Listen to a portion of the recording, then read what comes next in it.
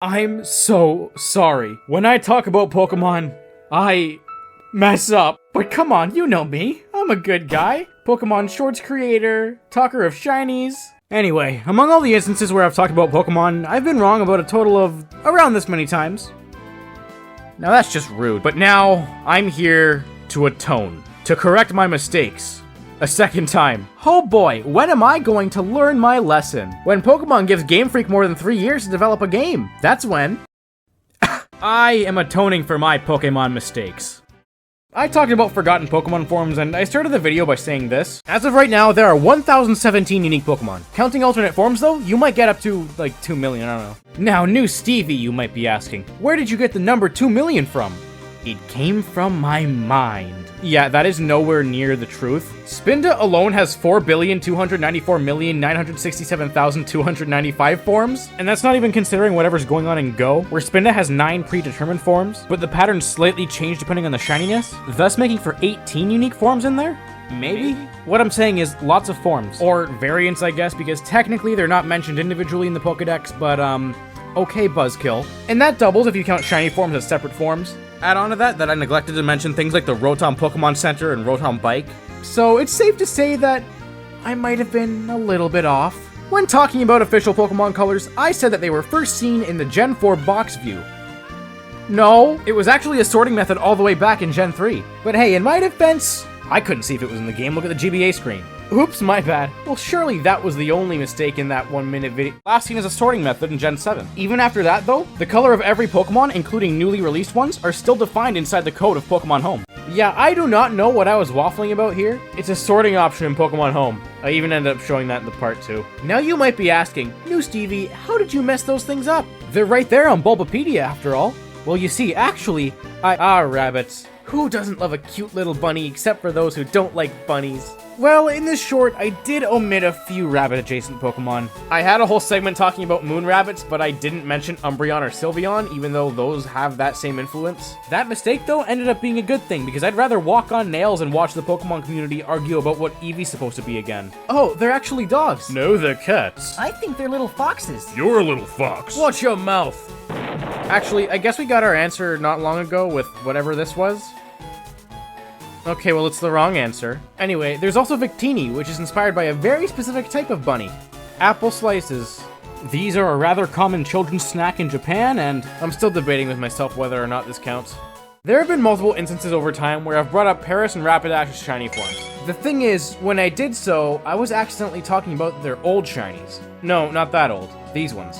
Now, you might be thinking, how are these old shinies? They're 3D. 3D isn't old, 3D is new. First of all, 10 years old. Second of all, Pokemon Legends Arceus changed a lot about the Pokemon formula, but it also changed a lot about the Pokemon themselves. Yeah, both Paris and Rapidash got different shinies in Legends, with Paris getting pink mushrooms and ditching the change in body color. Looking at it now, it looks like the normal form is the only one that changes here, but my point still stands, ha ha ha. And Rapidash getting a much more purple tint to its flame than the gray it used to have. Honestly, I think I was just a bit too used to the old shinies. Now, whether these Legends exclusive changes are going to stick is still up in the air. Neither of these Pokemon are in Gen 9, and spoiler alert, it doesn't look like the Indigo Disc is going to change that. These new colors, though, are what's used in their home renders, so I think it's safe to say that these are their new shinies now.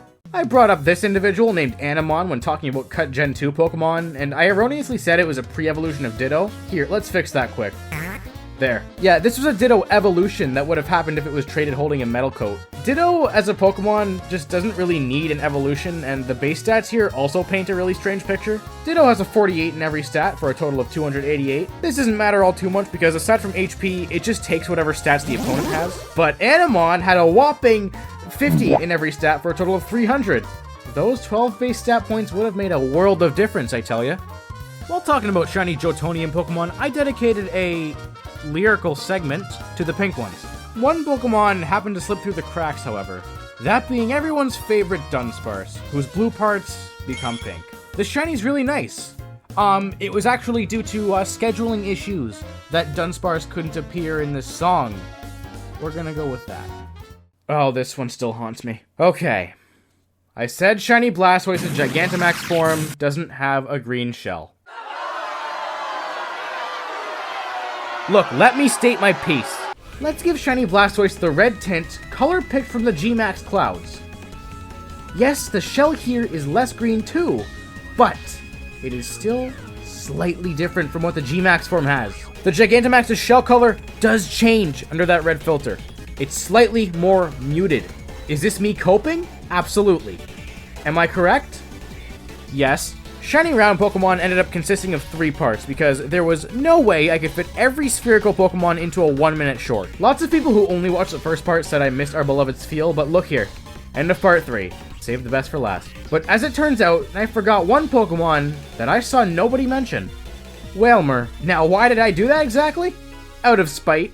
Nah, of course, I'm just kidding.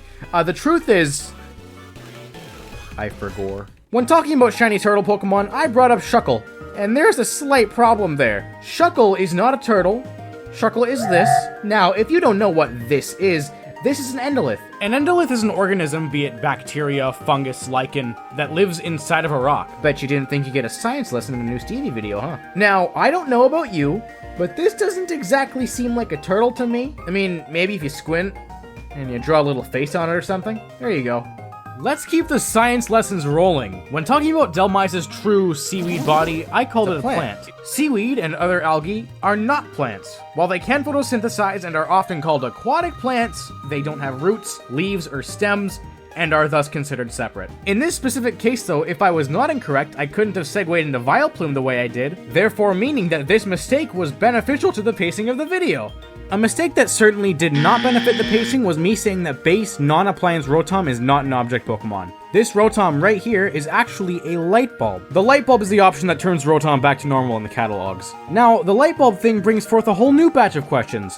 Where does the light bulb go when transforming? Why does the light bulb make it a ghost type? How are there light bulbs in the Coronet Highlands? What the hell kind of light bulb is this? Here, the beta Rotom illustrates my point way better. This isn't an object Pokemon, but this is? Yeah, see, there you go. There have been a few occasions in the past where I've just said the wrong Pokemon name. And lo and behold, when talking about the origins of shiny Pokemon, it happened again. I called this Clawitzer. This is not Clawitzer, this is Clauncher. That's all I have to say in regards to that. Now, that's it for shorts, at least I hope so. I wouldn't be surprised if I made a mistake by forgetting a mistake. But now, we move on to this. A history of shiny Pokemon. This video was pretty much a test run for me. I wanted to try dipping my toes into making slightly longer content. Slightly longer, I say, as this is a month's worth of shorts in length. Of course, I made it about shiny Pokemon, those things I've talked about ad nauseum. But despite my best efforts, I messed up a few things. That video was missing a couple elements that I really should have included, and some things were just flat out wrong. Going in order, I said that shiny Pokemon merchandise was very limited, and while still technically true, there was more of it, but this merch was even more limited than the ones I did mention. Okay, let me set the stage. Japan does a lot of lotteries and giveaways, and just to show you how many they do, these are just a handful of prizes from various series. And Pokemon has certainly more than dabbled in the gambling sphere, even beyond the games themselves and the TCG. By spending 2,500 yen at a Pokemon Center store in late June through July in 2010, you had a slim chance to win a Pokédoll plush of shiny Raikou, Entei, or Suicune. You were forced to choose. Me personally, I'd be holding up a line. Oh, and you could also get the sticker or some keychains, but come on. Plushie. Oh, and they also had shiny figures too from a separate lottery. If you bought 2 Pokemon figurines in the Monster Collection Plus line and mailed in their barcodes, you'd have a chance to win one of these. You couldn't even choose this time? Feel sorry for the guy who really didn't like Raikou. Also on the topic of the Monster Collection line, there are a handful of other shinies in there too. Rayquaza, Mega Gardevoir, Gengar, Mega Gengar, Lucario, Mega Metagross, Magikarp, and Gyarados. They even made a playset to tie into the Mysteries of the Jungle movie and included a shiny Celebi. Back on track here. There were also some shiny Unova starters, but I mean, they're the shiny Unova starters, you can't tell that much. Later on, there was a whole lottery themed around shiny Rayquaza, with his keychain being the grand prize. Quite the downgrade here. Alright, let's pick up the pace. A couple shiny Magikarp lotteries, this folder's a cup, and there's a coin bank in there too. A Genesect one with 2 figurines and a charm, shiny Mega Gengar, and this one's pretty cute. Pikachu and shiny Celebi plush set. You got them both together and you can sit them in that little den. The moment I saw this, I thought of the little Mr. Saturn house plush. Takara Tomy Arts have made quite a few Pokemon figures, with only a handful of them being shiny. Genesect, Gengar, and Celebi.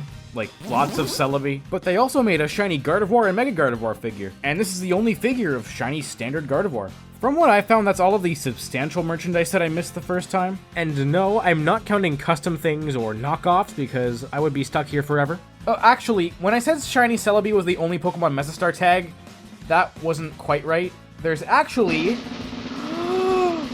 one more! And it's Red Gyarados again. Stepping away from merchandise, later on I use a 3-segment to Dunsparce Outbreak as an example for the changed Pokemon Outbreak mechanics in Pokemon Scarlet and Violet's 2.0 update. If you're unfamiliar, in Pokemon Scarlet and Violet 2.0, you can get a mass outbreak comprised of one specific form of any one Pokemon. Think all Stretchy Tatsugiri, or on a rarer scale, all Authentic Sinistea. The problem with using a 3-segment to Dunsparce as the example, though, is that the Dunsparce outbreaks don't exist. Okay, so please do me a huge favor and just pretend that's an Authentic Sinistea. And there you go, it's fixed. There were also a few more odds and ends that I really should have mentioned, so consider this a History of Shiny Pokemon, Odds and Ends, Part 2. Catchy title. You could get shiny Pokemon on rental teams in Pokemon Battle Revolution, so you don't exactly need to transfer anything to get shinies in that game, and some people do choose to hunt these. There are alternate Pokemon palettes in the Stadium games depending on the Pokemon's nickname, but these are not shinies, they are entirely separate. You're able to shiny hunt the Alolan Pokemon in Let's Go by just trading the same Pokemon over and over, but that is one of the only instances of traded Pokemon being able to be shiny. All of the others are shiny locked. If you didn't know this one already, event Pokemon are either guaranteed shiny or guaranteed not. The Pokemon is 100% set before you get it. An odd exception here is event eggs. They're forced to have an ID that will make it not shiny for the player that obtained it, but if you were to trade the egg to another player, you can get it shiny. And then there were the eggs at the Pokepark theme park, which could be shiny no matter what. I mentioned the Manaphy hunt, so I should have mentioned the Pokemon channel Jirachi. Yeah, you can hunt the Pokemon channel Jirachi. And the one from the Pokemon Coliseum bonus disc. But I do believe that is everything. I want you folks to know that I don't do this on purpose. I don't intend to misinform unless I'm making a joke about it. But that being said, another day, another batch of mistakes corrected. Oh, what's this fan mail? Let's see what it says. Newsteevie, you've made a big mistake in saying that you don't like shiny Solgaleo. How dare you not include that part in this video? The red is very stunning and it looks like Iron Man. I have no choice but to Sunsteel Strike you specifically. Haha! Oh, silly letter sender. I love exaggerated hyperbolic humor too, but little did you know,